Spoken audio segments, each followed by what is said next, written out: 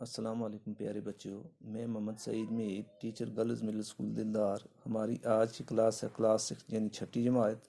ہمارا سبجیکٹ ہے اردو اور ہمارا آج کا عنوان ہے ہاتھی کا وزن۔ یہ سبق آج ہم نے پڑھنا ہے۔ ایک دفعہ کا ذکر ہے کہ ایک بادشاہ سخت بیمار ہوا، یہاں تک کہ جینے کی آس باقی نہ رہی۔ اس نے یہ منت مانی کہ اگر خدا نے اسے صحت عطا فرمائی تو وہ اس کے نام پر ہاتھی کے وزن کے برابر روپیہ تول کر بھوکے ننگے فقیروں میں بانٹ دے گا۔ خدا نے اس پر رحمت فرمایا اور وہ چند ہی دنوں میں اچھا ہو گیا، لیکن اب وہ حیران تھا کہ ہاتھی کو کیوں کر تولے۔ اس کا وزن معلوم کیے بغیر وہ منت پوری نہ کر سکتا تھا۔ دربار میں بہت سے عقل مند لوگ موجود تھے۔ انہوں نے بہت سوچا لیکن کوئی بات بن نہ پڑی۔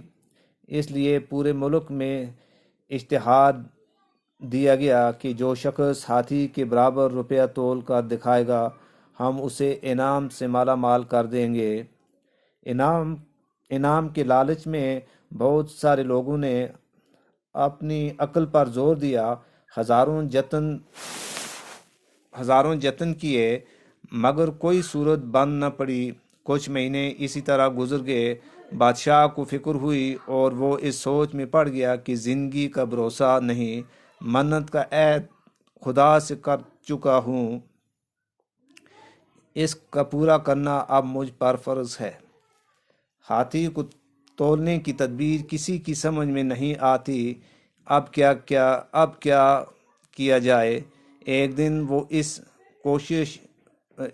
شش و پنج میں تھا کہ ایک ملا خدمت میں حاضر ہوا اور عرض کی، جہاں پناہ مجھے تدبیر سوجی ہے، اگر حضور روپے اور ہاتھی میرے ساتھ کر دیں تو امید ہے کہ میں دریا جا کر ہاتھی کے برابر روپیہ تول کر حضور کو دے سکوں گا۔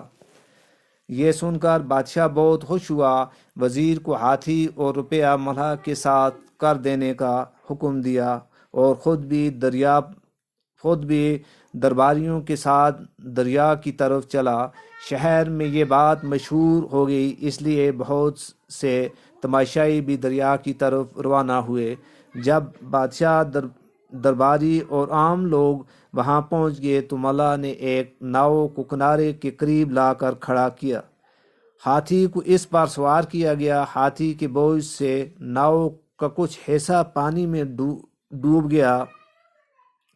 جہاں تک ناؤ پانی میں ڈوبی تھی وہاں ملا نے نشان لگا دیا اور عرض کی، حضور ہاتھی کا وزن اتنا ہے، اب ہاتھی کے وزن کے برابر روپے تولنے کے لیے ناؤ کو اس نشان تک پانی میں ڈوب دیا جائے۔